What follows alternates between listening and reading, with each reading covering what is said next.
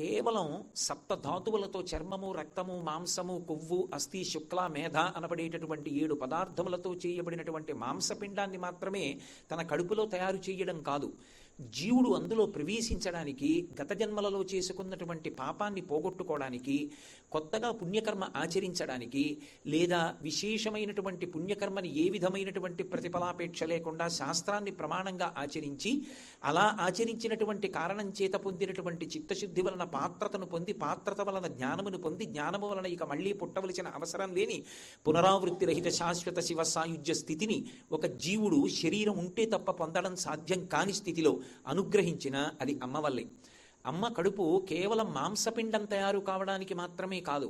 అమ్మ కడుపులో ఉండగా అమ్మ ఏది విందో, అమ్మ ఎంత ప్రశాంతమైనటువంటి స్థితిని అనుభవించిందో, అమ్మ దేని యందు అనురక్త అయిందో అవే లక్షణాల్ని పిండం కూడా పొందుతుంది అని, లోపల పెరుగుతున్నటువంటి పిండం విషయాల్ని వింటుంది, సంస్కారాన్ని పొందుతుంది అన్న విషయంలో ఏ విధమైనటువంటి అభ్యంతరము లేదు. మహాభారతంలో ఉత్తరాగర్భంలో ఉన్నటువంటి అభిమన్యుడు తండ్రి అయినటువంటి అర్జునుడు చెప్తున్నటువంటి పద్మవ్యూహం గురించి విన్నాడు అన్న విషయం పరమసత్యము అనడానికి ఇవాళ వైద్యశాస్త్రం కూడా అంగీకరిస్తుంది. 5వ నెల దాటిన తరువాత పిల్లలు ఏ విషయాన్ని తల్లి వింటోందో అదే విషయాన్ని లోపల ఉన్నటువంటి పిండం కూడా వింటుంది. విని దాన్ని సంస్కారంగా ఏర్పాటు చేసుకుంటాడు. అందుకే మీరు మహాభారతం, రామాయణం లాంటి వాటిని పరిశీలనం చేస్తే శర్మిష్ఠ యొక్క కుమారుడికి శర్మిష్ఠ యొక్క లక్షణాలు వస్తాయి. అందుకే పూరుడు అంత గొప్పవాడు కాగలిగాడు. శకుంతల యొక్క లక్షణాలు పొందినటువంటి భరతుడు అంత గొప్పవాడు కాగలిగాడు. అలాగే కురువంశానికి అంతటికీ కూడా వంశకర్త అయినటువంటి కురుప్రభువు ఆయన కూడా తల్లి పోలిక వలన, తపతి పోలిక వలన అంత గొప్ప స్థితిని పొందగలిగాడు. అమ్మ కేవలం మాంసపిండాన్ని తయారు చేయడం కాదు, తాను గర్భం ధరించినప్పుడు ప్రయత్నపూర్వకంగా దేన్ని వింటుందో అటువంటి సంస్కృతిని, అటువంటి స్వచ్ఛమైనటువంటి హృదయాన్ని, మంచి లక్షణాల్ని లోపల ఉన్నటువంటి జీవుడు పొందుతాడు. అంటే అమ్మ కడుపులోకి ప్రవేశించినటువంటి జీవుడు గత జన్మలలో చేసుకున్నటువంటి వాసనల్ని తెచ్చుకున్నప్పటికీ కూడా అమ్మ 5వ నెల నుంచి 9వ నెల వరకు ఏవి విందో దాని వలన లోపల ఉన్నటువంటి శిశువు యొక్క వాసన బలాన్ని కూడా పోగొట్టి ఉత్తముడైనటువంటి వ్యక్తిగా తయారు చెయ్యగలిగినటువంటి ఆదర్శవంతమైన జీవి లోకంలో ఎవరు అంటే అమ్మ ఒక్కతే. అది తండ్రి ఇవ్వలేడు, అది తల్లి ఒక్కతే ఇవ్వగలదు. అంత గొప్ప స్థితిని ఒక్క స్త్రీ మాత్రమే పొంది ఉంటుంది. కానీ ఆమె ప్రతి క్షణం మృత్యువుకి దగ్గరవుతూ ఉంటుంది. నిజంగా వైద్యశాస్త్రానికి సంబంధించినటువంటి గ్రంథాలు పరిశీలనం చేస్తే అకస్మాత్తుగా ఆమె ఏ కారణం చేతనైనా రక్తపోటు పెరిగేటటువంటి సందర్భానికి లోనయిందనుకోండి, ఒక స్త్రీ గర్భం ధరించింది అంటే ఏదో ఆమె శరీరం విడిచిపెట్టేసిన తరువాత 16 శ్లోకాలు చెప్పి పిండ ప్రదానం చేయడం కొడుకు యొక్క కర్తవ్యం కాదు. నా వంశం కావాలి అని కోరుకున్నటువంటి మొట్టమొదటి వ్యక్తి మామగారు ఎవరుంటాడో ఆ మామగారిది ప్రథమ కర్తవ్యం. కోడలు ప్రశాంతంగా ఉండేటట్టు, ఆమె సంతోషంగా ఉండేటట్టు చూడగలగాలి. అది సమాజం యొక్క కనీస కర్తవ్యం. పిల్ల కడుపుతో ఉంది అన్న దగ్గర నుంచే అక్కర్లేని విషయాల జోలికెళ్ళి దెబ్బలాడుకోవడం తగ్గిపోవాలి. బాపుగారు బొమ్మ గీసి వెళ్ళిపోయారు అంటే కేవలం ఆయన బొమ్మ గీయడం ఆయన తాపత్రయం కాదు. వ్యాసుల వారు ఒక శ్లోకం ఇచ్చారు అంటే ఏదో ఒక శ్లోకం వ్రాయడం ఆయన ఉద్దేశ్యం కాదు. సీమంతోన్నయనము అని శాస్త్రం ప్రతిపాదనం చేస్తోంది. అసలు ఆడపిల్లకి ఆ ఉత్సవం చేసినప్పుడు సీమంతోన్నయనము అని అడవి పంది ముళ్ళు తీసుకొచ్చి భర్త పాపట తీసి ఆమె జుట్టు ఎత్తి ముడివేసి ఆ కేశములను ఒక కబరీబంధం కట్టి పువ్వుల చేత అలంకారం చేస్తాడు. దాని చేత గర్భరక్ష కల్పిస్తాడు అని. అది సీమంతోన్నయనం అంటే. అది ఇవాళ ఏమైపోయిందంటే మీరు ఎన్ని కిలోల మధుర పదార్థాలు తేవాలి, మేము ఎన్ని కిలోల మధుర పదార్థాలు ఇవ్వాలి, అందులో కూడా మళ్ళీ ఏవి మీరు తేవాలి, ఏవి మేము తేవాలి. వాళ్ళు ఏదో చిన్న ముక్కలు తెచ్చారని, పెద్ద ముక్కలు తేలేదని. కడుపుతో ఉన్నటువంటి పిల్ల జీవన్మరణ సమస్యతో ఉంది. అన్నిటికన్నా దారుణాతి దారుణమైన విషయం, ఒక్క పురుషుడు 2-3 రోజులు నిద్ర లేచిన దగ్గర నుంచి రాత్రి వరకు కడుపులో తిప్పితే ఏదైనా నోట్లో పెట్టుకుంటే వాంతి అయిపోయింది అనుకోండి, 3 రోజులకి ఎంత నీరసపడిపోతాడు. యథార్థానికి భగవంతుడికి రూపం ఏమిటి, భగవంతుడికి పేరు ఏమిటి, భగవంతుడికి లింగం ఏమిటి? స్త్రీ పురుష నపుంసక మూర్తియును కాక, తిర్యక్కమర నరాది మూర్తియును కాక, కర్మ గుణ భేద సదసత్ప్రకాశి కాక, వెనుక నన్నియుతానకు విభుతలంతు అంటారు పోతన గారు భాగవతంలో. ఆయనకి ఒక నామం లేదు, ఒక రూపం లేదు. ఆయనని ఏ పేరు పెట్టి మనం పిలిచినా, ఏ పేరు పెట్టి పిలవకపోయినా పలకడానికి ఆయన ఎప్పుడూ సిద్ధంగానే ఉంటాడు. ఆయనే సృష్టికర్త, స్థితికర్త, ప్రళయకర్త, మూడిటి యొక్క సమాహార స్వరూపమే పరబ్రహ్మము. అందుకే ఎక్కడికెళ్ళి పరబ్రహ్మంగా భగవంతుణ్ణి కీర్తించిన ఈ 3 లక్షణములు చెప్తారు. శ్రీశైలం వెళ్ళి మల్లికార్జునుడికి సుప్రభాతం పాడితే ఏకస్త్వమేవ బహుధా భవభాసి లోకే నిశంకధీర్ వృషభకేతన మల్లినాథ శ్రీభ్రామరి ప్రియ సుఖాశ్రయ లోకనాథ శ్రీమల్లికార్జున విభో తవ సుప్రభాతం అంటారు. ఆ ఉన్న ఒక్కటే ఇన్ని రూపాలుగా కనపడుతోంది అంటాం. అందుకే 3 మూర్తులకును 3 కాలములకు 3 రూపములకు మూలమగుచు భేదమగుచు తుదిక భేదమయ్యొప్పారు బ్రహ్మమనగ నీవే పాలనయన అంటారు భాగవతంలో. సృష్టికర్తగా నిలబడినా అమ్మే, స్థితికర్తగా పాలిచ్చి కాపాడినా అమ్మే. అంత కటిక చీకట్లో అమ్మ కడుపులో నివాసం చేసి ఆ బిడ్డడు బయటికి వచ్చిన తరువాత ఒక్కసారి ఇంత వెలుతురు, ఇంతంత పెద్ద పెద్ద ఆకారాలు, ఆ సమయంలో అది పరదేవతానుగ్రహం అంటే అది మాతృమూర్తి అని. అందుకే ప్రథమ నమస్కారం చేయించింది వేదం, మాతృదేవోభవ అని. మాసి మాసి కృతం కష్టం వేదనా ప్రసవేషుచ. అమ్మా ఎంత బాధపడ్డావో, ఎంత కష్టపడ్డావో నా కోసం, ఇన్ని చెమట్లు పట్టాయో, ఇన్నిసార్లు తిన్నది కక్కేశావో, ఇన్నిసార్లు తినకూడనిది నా కోసం తిన్నావో, ఇన్ని ఔషధాలు సేవించావో, ఎంత బాధపడ్డావో అమ్మా, ఇంత కష్టపడ్డావు, ఇంత కష్టపడి నన్ను కన్నావు, నేను బయటికి వచ్చాను, వచ్చిన తరువాత నేను నీకు కృతజ్ఞత చెప్పాలా, నువ్వు నాకు కృతజ్ఞత చెప్పాలా? నేను నీకు కృతజ్ఞత చెప్పలేదు, నాకు చెప్పగలిగినంత సంస్కారం కూడా ఏమీ లేదు, నేను క్యారుమని ఏడ్చానంతే. కానీ నువ్వు నన్ను దగ్గరికి తీసుకుని ఒళ్ళంతా ముద్దు పెట్టుకుని నువ్వు పడినటువంటి బడలికనంతటినీ మర్చిపోయావు. అంత ప్రేమతో నన్ను అక్కున చేర్చుకున్నావు, నేనే నీ సర్వస్వం అన్నట్లుగా బ్రతికావు. అంతకుముందు నేనెవరో నీకు తెలియదు, కానీ నన్ను నువ్వు చూసిన దగ్గర నుంచి నేను వినాయిక నీకు ప్రపంచం లేదు. అమ్మా, అంత ఔదార్యంతో బ్రతికావే, అటువంటి నీకు నేనేమివ్వగలను? తండ్రి రుణం తీరడానికి సౌత్రామణి అని యాగం చెయ్యొచ్చు, అమ్మ రుణం తీరడానికి లోకంలో అసలు ఏ విధమైనటువంటి యజ్ఞయాగాది క్రతువులు లేవు. అది అలాగే ఉండిపోతుంది అంతే. అమ్మ శరీరం కన్నా కొడుకు భిన్నం కాడు, తండ్రి కన్నా భిన్నం. అమ్మ కడుపులో పెరిగాడు, అమ్మ శరీరంలో అంతర్భాగం. అక్కడ ఒక పిడచ పెట్టి వెళ్ళిపోతే ఆ పిడచకి సంతోషపడిపోయి పుచ్చేసుకుంటుందిట అమ్మ. అమ్మ, నేను నీకేమి ఇవ్వగలను? మాతృపిండం దదామ్యహం. అమ్మ, నీకొక్క పిడచ పెడుతున్నాను, ఇంతకన్నా నీ చేసింది లేదు, నన్ను మన్నించు, నన్ను ఆశీర్వదించు. వ్యాసుడంతటి వాడు అమ్మ అన్న మాట దగ్గరికి వచ్చేటప్పటికి అంత కట్టుబడిపోయాడు. జన్మలేని పరమాత్మ అజాయమానో బహుధా విజాయితే అంటుంది శృతి. ఏ పాములెరుగక ఏ పారుమీటికి పశుల కాపరి ఇంట పాము కలిగే అంటారు పోతన గారు. ఈ జన్మనెత్తవలసిన అవసరం లేనివాడు పశువుల కాపరి ఇంట్లో జన్మనెత్తాడు అంటారు. ఏ తల్లి చనుబాలు ఎన్నడెరుగని ప్రోఢ తల్లి యశోద చన్నుల బాలు త్రవనిరిగే అంటారు. అమ్మా అని పిలిచినందుకు ఆఖరణ ఒక్క మాట అడిగింది, మనస్సీతతి మే కృష్ణ తవ కళ్యాణ వీక్షణి దర్శయస్వ రమానాథ జగదానందకారక అంది. యశోద, కృష్ణ పెంచాను, పెద్ద చేశాను, ఇంత ఆడుకున్నాను, ఒక్క కళ్యాణం చూడలేదు, నీ కళ్యాణం ఒక్కటి చూసే అవకాశం ఇవ్వయా అంది. అమ్మా అని పిలిచినందుకు భగవంతుడంతటి వాడు ఎంత కట్టుబడిపోయాడంటే, అమ్మా తప్పకుండా నీ కోరిక తీరుస్తాను. కృష్ణావతారంలో కళ్యాణాలు అయిపోయి అవి నేను కర్మ సంబంధంగా చేసుకునేవి కావు, ఇచ్చిన మాట పూర్తి చేయడానికి చేసుకుంటూ ఉంటాను. కాబట్టి శ్రీశైలే పూరయిష్యామి కించిత్ కాలాదనంతరం, శ్రీశైలంలో వచ్చే యుగంలో నీ కోరిక పూర్తి చేస్తానన్నాడు. శ్రీశైలము అంటే తిరుమల, శ్రీ తిరు, మలై అంటే పర్వతము, అందుకని శ్రీశైలము. శ్రీశైలంలో పూర్తి చేస్తానని వకుళమాతని తన తల్లిగా, అంటే ఆ అవతారంలో ఉన్నటువంటి యశోదని ఈ అవతారంలో తల్లి స్థానంలో కూర్చోపెట్టి పెళ్లికి పెద్దరికం ఇచ్చి పద్మావతి కళ్యాణం చేసుకున్నాడు. ఇప్పటికీ వంటశాలలోకి చూస్తుంటుంది.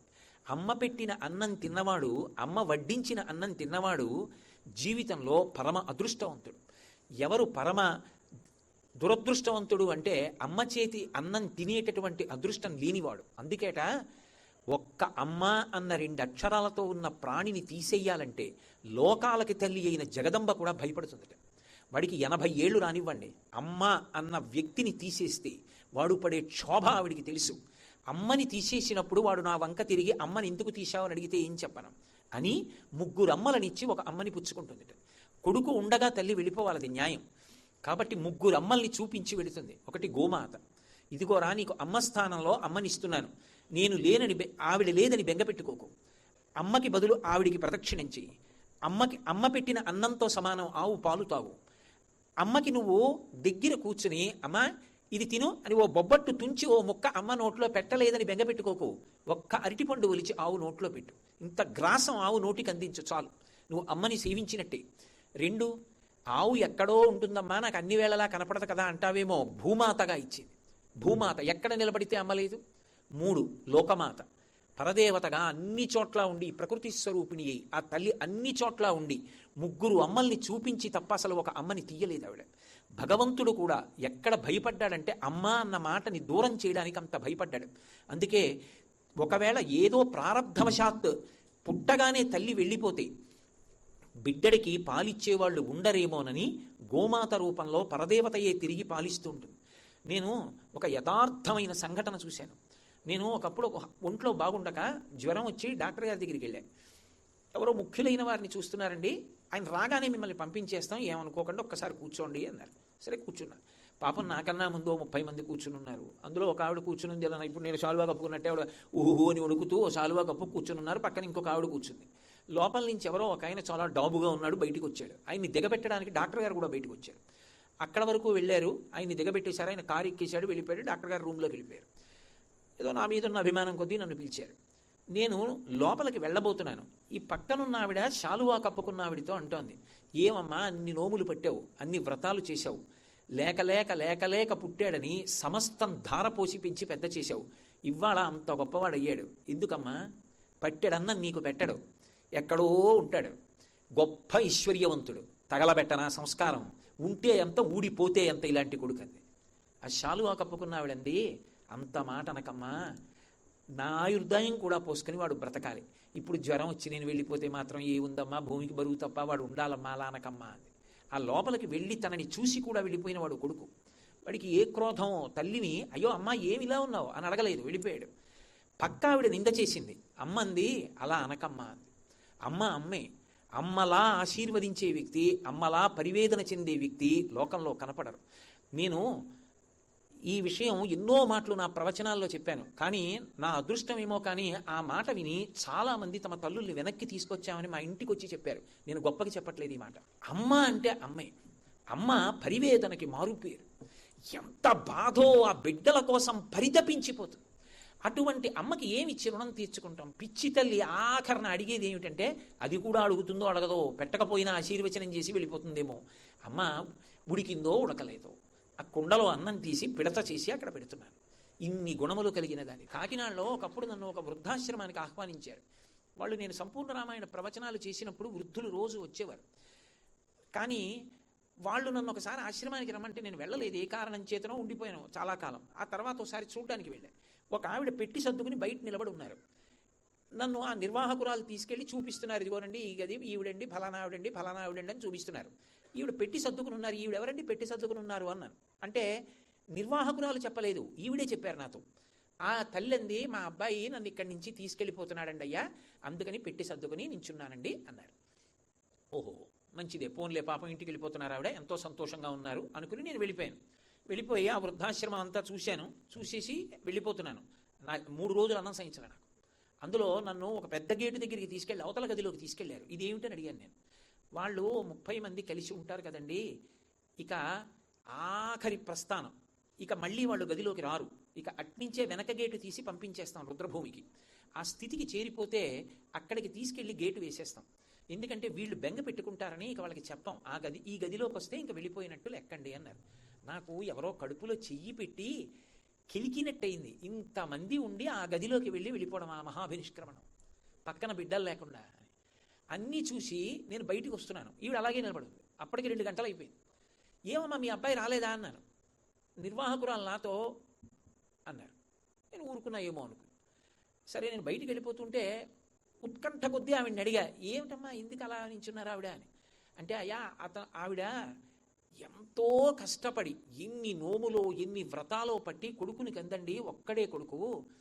ఆ దౌర్భాగ్యుడు తల్లిని దేవాలయానికి తీసుకెడుతున్నానని చెప్పి తండ్రి గారు శరీరం విడిచిపెట్టేసిన నెల కూడా అవ్వకుండా ఆ పిచ్చి తల్లికి ఊరు తెలియదు, సందు తెలియదు, ఈ ఊరు తీసుకొచ్చి మా అమ్మగారు మాతో ఉండమంటున్నారు, మేమేదో దూరదేశాలు అవి వెళ్ళిపోతుంటాం, అందుకని చెప్పేసి డబ్బు కడుతున్నాను జాగ్రత్తగా చూడండి అని చెప్పేసి ఏకంగా 10 సంవత్సరాలకి డబ్బు కట్టాడండి. నేను అప్పుడప్పుడు వస్తూ ఉంటాను చూస్తూ ఉంటానని చెప్పాడు. చెప్పి వాళ్ళ అమ్మతోటి, అమ్మ నేను గుడికి తీసుకెడతానని చెప్పాట. ఆవిడ్ని తీసుకొచ్చి కారులో దింపి, ఏది నాన్న గుడి అని అడిగారు ఆవిడ. ఇదేనమ్మా ఇప్పుడే వచ్చేస్తాను నేను, నువ్వు ఇక్కడే ఉండమ్మా, ఒక్కసారి ఇప్పుడే వస్తాను, కారు అక్కడ పెట్టి వస్తానని చెప్పి వాడు వెళ్ళిపోయాడండి. వాడు మాకు సంజ్ఞ చేశాడు ఈవిడేనని. మేము వెళ్ళి ఆవిడని లోపలికి తీసుకొచ్చాం. ఆవిడ మా అబ్బాయి వస్తాడు గుడి ఏది, మా అబ్బాయి వస్తాడు గుడి ఏది అని అడిగారండి నన్ను. ఒక అరగంట బాగానే ఉన్నారు, అంతలోనే ఆవిడకి పిచ్చి వచ్చేసిందండి. అరగంటలోనే ఆవిడ వచ్చి ఇప్పటికీ 7 నెలలైంది. ఆవిడ రోజు ఉదయం వేళ బయటికి వెళ్ళి పెట్టిట్టి కూర్చుంటుంది. మా అబ్బాయి వచ్చేస్తాడండి, నన్ను తీసుకెళ్ళిపోతాడంటుంది. మధ్యాహ్నం భోజనానికి లోపలికి తీసుకొస్తాం, ఏడుస్తూ అన్నం తింటుంది.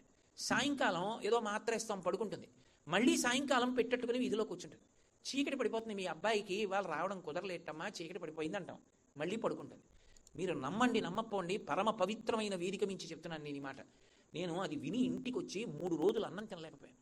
అబ్బా, ఇంత దారుణమా, మానవత్వానికే మత్స కదా అనిపించింది. అమ్మే కొడుకు వచ్చి తీసుకెళ్తానన్నవాడు రాలేదని అరగంటలో పిచ్చెక్కింది ఆవిడికి. పెట్టి సర్దుకుని 7 నెలల నుంచి కూర్చుంటోంది ఆ పిచ్చి తల్లి. ఇదే విషయం నేను ధర్మసోపానాల్లో మాట్లాడుతున్నప్పుడు ఎస్వీబీసీ వాళ్ళు ప్రత్యక్ష ప్రసారం చేశారు. ఆ ప్రత్యక్ష ప్రసారంలో ఇది విని ఎందరో కొడుకులు వృద్ధాశ్రమాలకు వెళ్ళి తల్లిదండ్రుల్ని తీసుకొచ్చేశారు.